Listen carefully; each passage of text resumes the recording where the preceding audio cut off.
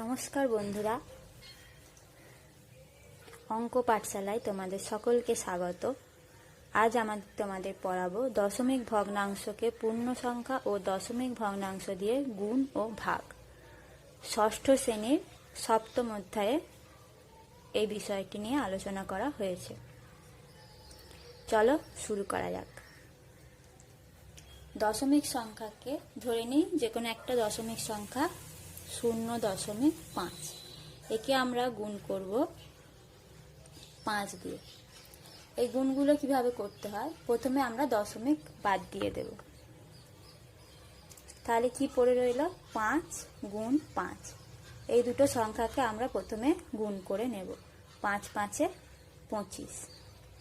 এরপর আমরা দশমিকের পর ক ঘর আছে গুণে নেব। দশমিকের পর 1 ঘর, তাহলে এই দিক থেকে দশমিকটা আসবে 1 ঘর সরে, ডান দিক থেকে দশমিক 1 ঘর গুণে নেব। এরপর ধরো আমরা গুণ করব 0.5 গুণ 0.25। কি করব, এইটারও একই নিয়ম, দুদিকেরই দশমিক বাদ দিয়ে দেবো। তাহলে কি রইল, 5 গুণ 25। 5কে 25 দিয়ে গুণ করলে কত হয়, 125। সেটা আমরা লিখে নিলাম। তারপরে দশমিক গুনবো। এখানে দশমিকের পর আছে 1 ঘর, 2 ঘর, এখানে 1 ঘর, তাহলে মোট মিলে হলো দশমিকের পর 1 ঘর, 2 ঘর, 3 ঘর। সেই রকমই ডান দিক থেকে 3 ঘর দশমিক সরবে, 1 ঘর, 2 ঘর, 3 ঘর। অতএব দশমিকটা হবে এইখানে। এর আগে আমরা একটা শূন্য দিয়ে দেব। আরো একটা করে দেখাই। 0.15 গুণ 0.07। এখানে দশমিক বাদ দিলে কে কে সংখ্যা থাকছে, এখানে পাচ্ছি 15, এখানে পাচ্ছি 7। 7 15 গুণ করলে কত হয়, 105। এরপর আমরা দশমিকের পর ক ঘর আছে গুণে নেব। 1 ঘর, 2 ঘর, 3 ঘর, 4 ঘর। তাহলে ডান দিক থেকে 4 ঘর সরিয়ে নিয়ে যাব দশমিক। 1 ঘর, 2 ঘর, 3 ঘর, এখানে আর কিছু নেই বলে একটা শূন্য দিয়ে 4 ঘর করে নেব, নিয়ে দশমিক দিয়ে তারপরে শূন্য বসাবো। ঠিক আছে, আরো একটা করে দেখাই। 0.3 গুণ 1.5। তাহলে এটা কত হবে, এখানে আছে দশমিক বাদ দিয়ে দিলে এখানে থাকছে 3, এখানে থাকছে 15। 3 আর 15 গুণ করলে হয়ে যাবে 45। তারপর দশমিক গুনবো। দশমিকের পর 1 ঘর, এখানে 1 ঘর, একে একে 2 ঘর। তাহলে এখান থেকে দশমিক 2 ঘর সরলে কত হয়, 1 ঘর, 2 ঘর। এরপর দিচ্ছি দশমিক, এর আগে শূন্য। বোঝা গেল? এরপর আমরা চলে আসব দশমিকের ভাগ। এই যে এখানে একটা করে দিলাম দশমিককে পূর্ণ সংখ্যা দিয়ে গুণ, আবার এখানে করলাম দশমিক ভগ্নাংশকে দশমিক ভগ্নাংশ দিয়ে গুণ। এই 3 জায়গায় আমরা করে দিয়েছি, শিখে গেলাম। এরপর আমরা চলে আসছি দশমিকের ভাগ। ধরো 5 ভাগ 0.05। এটা আমরা কিভাবে করব, এখানে যেমন 5 আছে 5 লিখলাম, ভাগ 0.05কে আমরা কি লিখতে পারি, 5 নিচে 1-এর গায়ে একটা শূন্য, দুটো শূন্য। এটা কেন হলো, দশমিকের পর 1 ঘর, 2 ঘর থাকলে আমরা নিচে হরেতে লিখতে পারি একটা শূন্য, 1-এর গায়ে একটা শূন্য, দুটো শূন্য। আবার যদি দশমিকের পর 1 ঘর থাকে আমরা দেবো 10-এর গায়ে একটা, 1-এর গায়ে একটা শূন্য। তাহলে এই ভাগটা আমরা আগেই শিখেছি কিভাবে করতে হয়। 5 প্রথমে সংখ্যাটা যেমন আছে তেমন লিখে দেব, ভাগের পরিবর্তে গুণ চিহ্ন দেব, পরবর্তী ভগ্নাংশটাকে উল্টে দেব। উল্টে দেব অর্থাৎ লবকে হর করব, হরকে লব করব। 100কে উপরে দেব, 5কে নিচে দেব। তাহলে কি হলো, 5, 5 কেটে গিয়ে পড়ে থাকলো 100।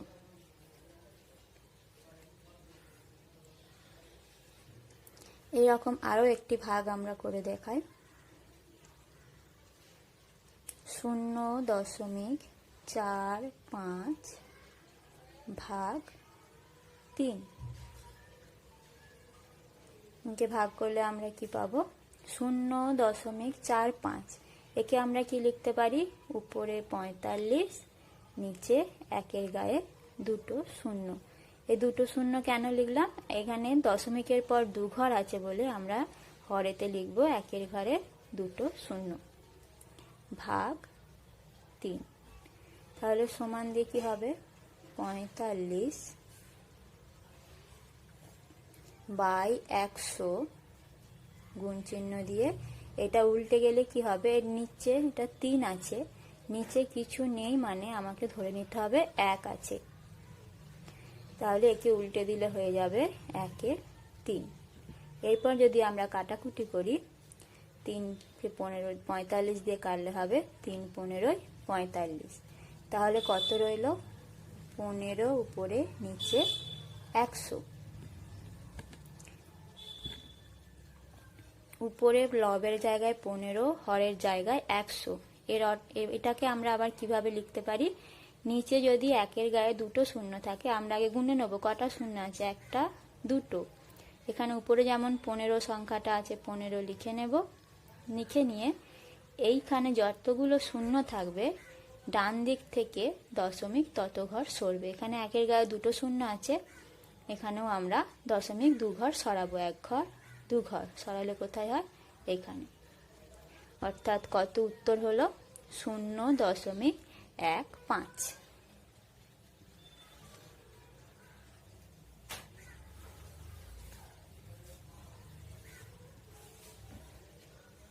এরপর আরো একটি ভাগ অঙ্ক করে আমরা দেখব। 0.125। একে যদি আমরা ভাগ করি 0.05 দিয়ে, আমরা কি পাবো দেখি এবার। 0.125 একে আমরা কি লিখতে পারি? 125 বাই একের গায়ে কটা শূন্য হবে? 1টা 2টো 3টে শূন্য ভাগ 0.5। এটাকে আমরা কিভাবে লিখতে পারি? উপরে 5, নিচে একের গায়ে দশমিকের পর যেহেতু 1 ঘর আছে, 1টা শূন্য। তাহলে আবার কি করব? 125 নিচে 1000 গুণ, ভাগটাকে গুণ করার জন্য এটাকে পরের ভগ্নাংশটাকে উল্টে দিতে হয়। উল্টে লিখলাম 10/5। এরপর কাটাকুটি করব। 10-এর একটা শূন্য, এখানে 1000-এর একটা শূন্য কাটলো।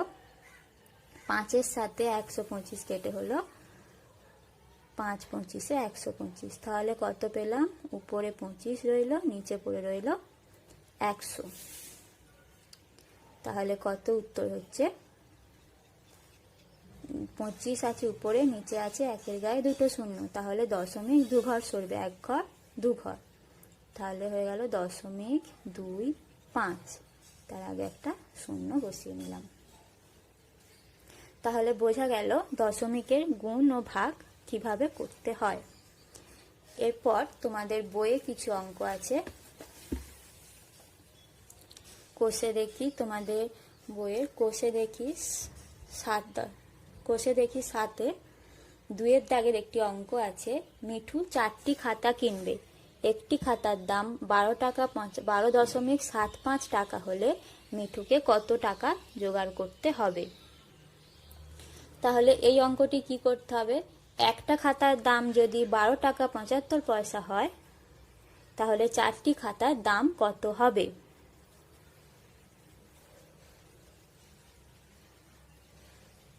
কোষে দেখি 7,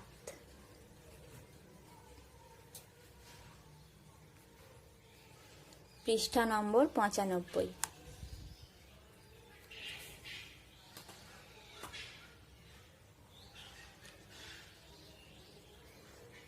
একটি খাতার দাম যদি 4 টাকা হয়, একটি খাতার দাম যদি 12 টাকা 75 পয়সা হয় তাহলে 4টি খাতার দাম কত হবে? 12 টাকা 75 পয়সাকে আমরা 4 দিয়ে গুণ করব। গুণটা আমরা কিভাবে করব? প্রথমে দশমিক সরিয়ে দেব। কত হবে তাহলে? 1 2 7 5। একে আমরা প্রথমে 4 দিয়ে গুণ করব। 4 দিয়ে গুণ করলে কত হয়? 4 5 20, 0 হাতে থাকে 2, 4 7 28 আর 2 30, 0 হাতে থাকে 3, 3 4 12 48 আর 3 51। সেটা আমরা এখানে লিখে নেব। যা পেলাম তাই লিখব। এরপর কি দেখব? দশমিকের পর কটা ঘর আছে? 1 ঘর 2 ঘর। তাহলে আমরা ডান দিক থেকে দশমিক 2 ঘর সরিয়ে আনব। 1 ঘর 2 ঘর। তাহলে পেলাম এত টাকা। অতএব মিঠুকে 51 টাকা জোগাড় করতে হবে।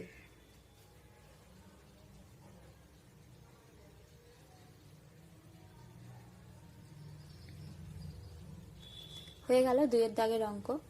এরপর আমরা চলে আসি 3 অঙ্কতে। 3 অঙ্কে কি বলেছে?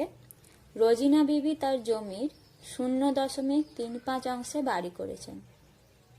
ধরে নিই রোজিনা বিবির সমগ্র জমির অংশ 1।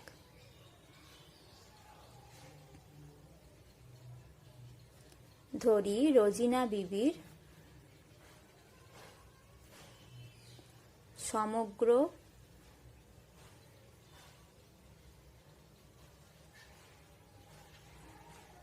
জমির অংশ সমান 1। তাহলে তিনি বাড়ি করেছেন কত অংশে?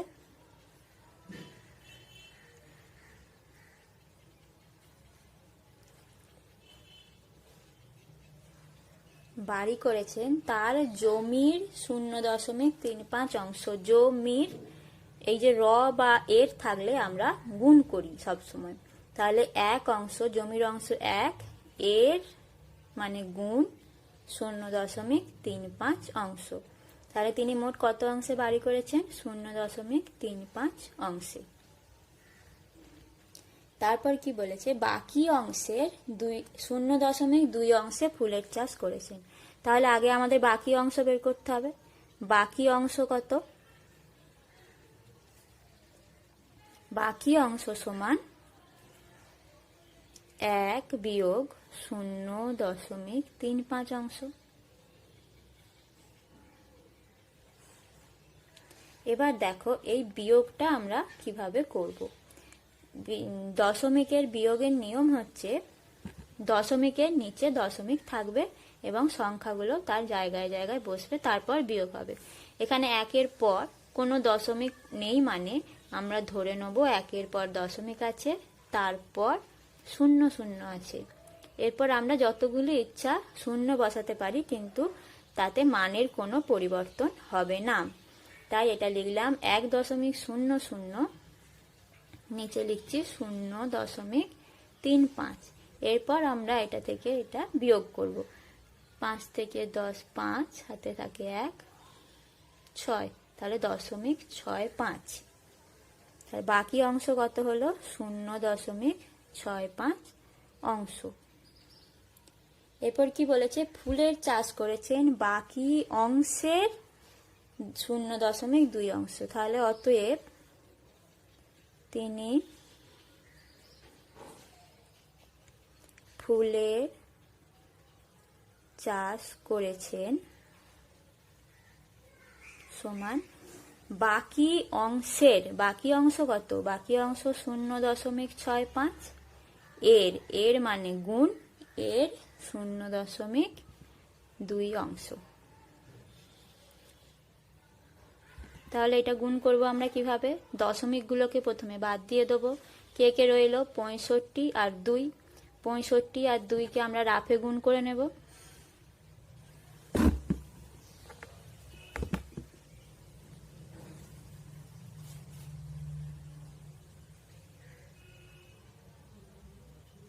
65কে 2 দিয়ে গুণ করলে আমরা কত পাবো?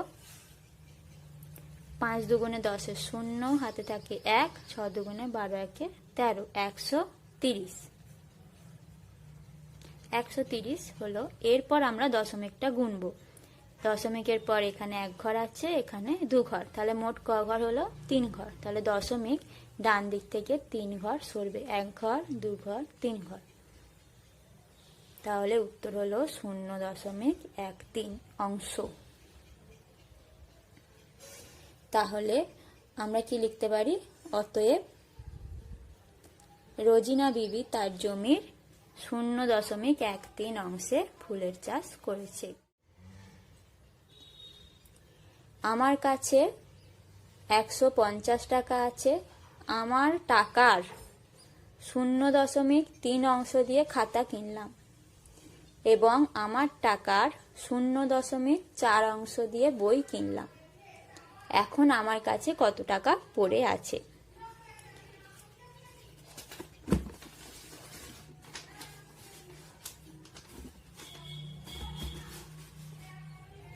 তাহলে আমি খাতা কিনলাম কত টাকায়?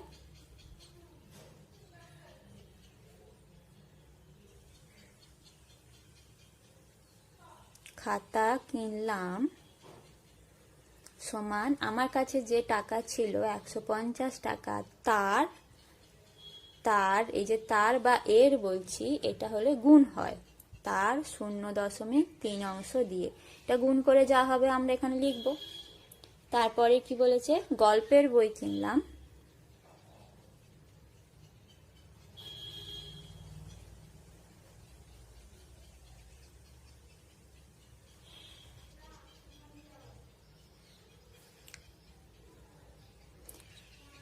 আমার টাকার 0.4 অংশ দিয়ে। আমার টাকা কত? 150, এর 0.4 অংশ দিয়ে আমি খাতা কিনলাম, এই অংশ দিয়ে আমি গল্পের বই কিনলাম। তাহলে মোট খাতা কিনতে আমার কত টাকা খরচ হয়েছে? এই গুণটা তোমাদের নিজেদের করতে হবে, করে এখানে লিখতে হবে তত টাকা। আগে আমরা গুণটা করে ফেলি। 150কে 3 দিয়ে গুণ করলে কত হয়? 450। এরপর দশমিক, এখানে কোনো দশমিক নেই, এখানে আছে দশমিক। দশমিকের পর একটা ঘর, তাহলে ডান দিক থেকে দশমিক 1 ঘর সরবে। তাহলে কত হলো? 45.0 টাকা, অর্থাৎ 45 টাকায় আমি খাতা কিনেছি। গল্পের বই কত? 150 গুণ 0.4। এখানে প্রথমে দশমিকটাকে বাদ দিয়ে দেবো, তাহলে কত রয়েছে? 150 গুণ 4 করলে কত হয়? 60। 600 হয়। 600কে এবার দশমিকটা 1 ঘর সরাবো, দশমিক 1 ঘর সরালে হয়ে গেল 60 টাকা। তাহলে খাতা কিনতে মোট খরচ হলো 45 টাকা, গল্পের বই কিনতে মোট খরচ হলো 60 টাকা। তাহলে আমার মোট কত খরচ হয়েছে? আমার মোট খরচ হয়েছে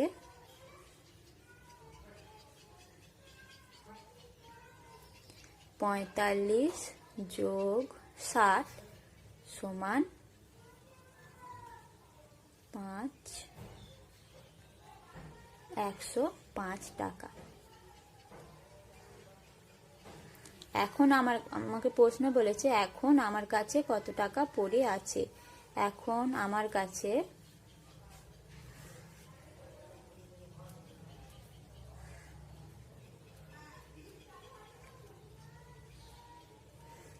আমার কাছে পড়ে আছে সমান 150 বিয়োগ 105 টাকা।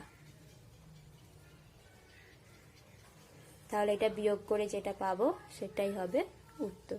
তাহলে বিয়োগ করে কত পাচ্ছি আমরা? 45 টাকা।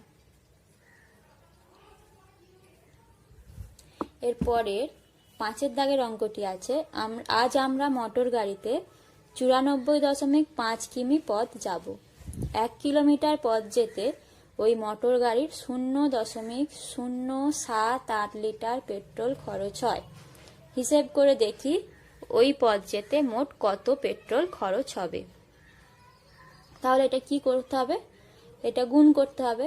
94.5 গুণ 0.078, এই দুটো সংখ্যাকে গুণ করলেই আমরা উত্তর পেয়ে যাব। এটা আর আমি করছি না, তোমরা নিজেরা যে যার খাতায় করে নেবে। তারপরের অঙ্ক কি আছে, আলিসার দাদা বাড়ি থেকে সাইকেল চেপে শিবপুর লঞ্চ ঘাটে পৌঁছতে 1.4 ঘন্টা সময় নিল। যদি সে ঘন্টায় 11.5 কিমি বেগে সাইকেল চালায় তবে আলিসাদের বাড়ি থেকে শিবপুর লঞ্চ ঘাটটি কত দূরে অবস্থিত। বলছে প্রতি ঘন্টায় মানে 1 ঘন্টায় সে 11.5 কিমি যায়, তাহলে 1.4 কিমি সে কতটা পথ যাবে, প্রশ্নটা এটাই করেছে। তাহলে কি এটা করতে হবে, এটাকেও গুণ করতে হবে, 11.5 গুণ 1.4। এই গুণটাও তোমরা নিজেরা বাড়িতে করতে পারবে, করে নেবে খাতাতে। মা আমাকে 2.5 কিগ্রা ডাল কিনে আনতে বললেন। 1 কিগ্রা ডালের দাম যদি 62.50 টাকা হয় তবে কত টাকা নিয়ে দোকানে যাব। 1 কিগ্রা ডালের দাম বলে দিয়েছে 62.50 পয়সা, আর আমাকে ডাল কিনতে হবে 2.5 কিগ্রা। তাহলে এটাকেও কি করতে হবে, গুণ করতে হবে।